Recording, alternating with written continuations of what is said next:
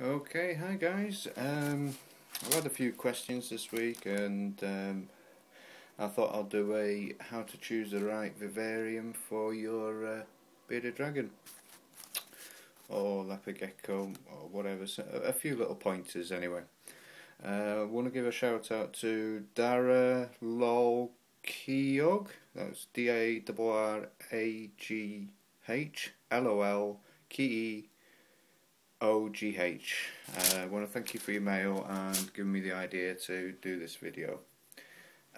You asked about my vivarium. Is it a VX48?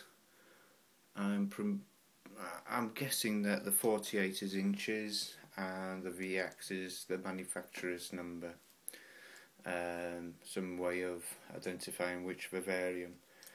I couldn't tell you what the maker of this vivarium is, I'm afraid. I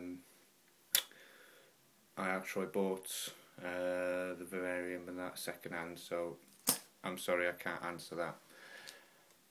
Right.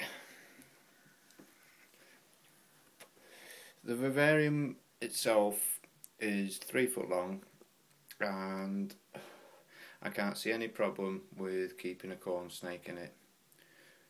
One thing I would do with any wooden vivarium that you buy, before putting your reptile inside it, is to silicone all the edges from the inside and the corners.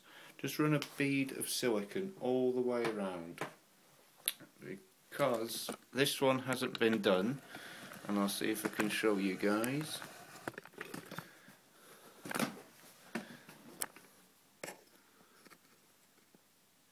And you do get stuff coming out, and if you feed baby crickets or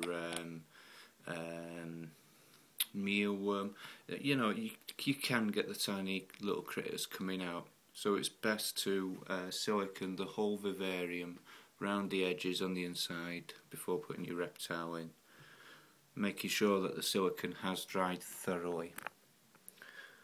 The other bit of advice I've got is, can you see the vents?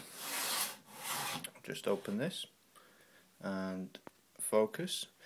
If you can see the vents, they simply, they're a push fit.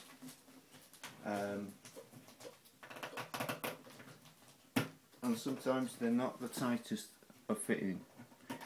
Always make sure they're facing the right way from inside out. And the other tip is to run a bead of thin silicone around the vent and then pop it in. It just seals it off so it won't come out. Another trick you can do is put, take this back out. You can get a pair of ladies' tights, stretch it over here, silicone round the edge, pop it back in,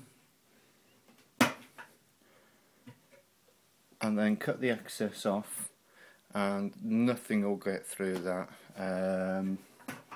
Your little critters and that won't get through, and it gives you a peace of mind.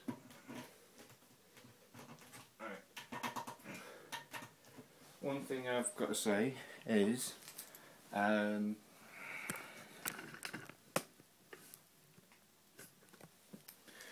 choosing a vivarium, keep in mind that your light fixture and your heat emitter will measure 6¼ inches from the top of the vivarium. So if you take that into account, if your beardie's on the floor and he raises his head, he can touch the heat emitter. You can get a cage, but the only trouble is the cage is down here, and that would only leave, in this vivarium, 5 inches of room here. So my tip is to get a vivarium larger than you actually need. This vivarium, for outside measurements, is 40 inches. So if you could go 44 or above, you're good. You've got plenty of distance there, because you have to put rocks or something in the basking spot, or a branch or something of that nature. Beardies don't need a heat mat, so the only electrical things you need to worry about is a heat emitter and a UVB light, which I have got. It's here. Now the reason I've put it here is, at the front, it lights the vivarium and makes it easier for you to see what's inside, and it's easier for filming purposes. If you put the UVB light at the back here, it ruins the videos for me. It throws out this light, plus it's a huge distraction for me personally. I don't think it's natural looking, or how can I put it, I'd rather not see it. It's very, very bright. It's like if you're gonna light something, you want it to be onto the something, and if it's the lights at the back, it's lighting you and the whole room out as well. The other thing is, with vivariums to think about,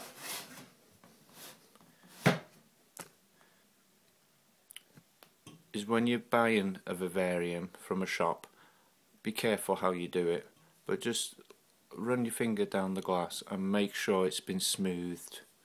And if it's a lot of the cheaper vivariums, they're rough cut glass, which means they've not been sanded at all. And what that poses is a risk for your reptile. When they're scratching away, they can actually cut themselves on the bottom here. The other thing is, always look to see the build quality. If you go into a shop and you can't see one that's been built, walk away. Shops should always have one demonstration vivarium that they're trying to sell. Never buy a flat pack one that you haven't seen built. That's come from experience.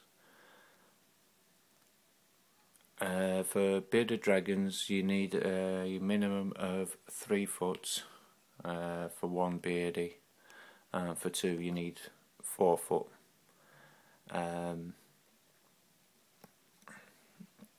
I'm trying to think now what else to say.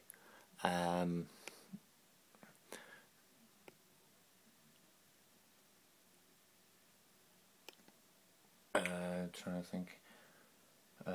Oh yeah. Another thing to think about is have your UVB on a timer and your heat emitter, have it on a thermostat. That way you're guaranteed that it's at the right temperature at the warm end. I hope this video helps some of you guys, and I hope you subscribe, rate and comment, and if you want any video requests, please let me know. I'll try my best to do them. None of my videos are scripted, as you can tell, so if I miss anything, I'm terribly sorry, but if you want to know anything, please ask me. Anyway, I'm Mike and this is Rex, and speak to you soon. Ta-da.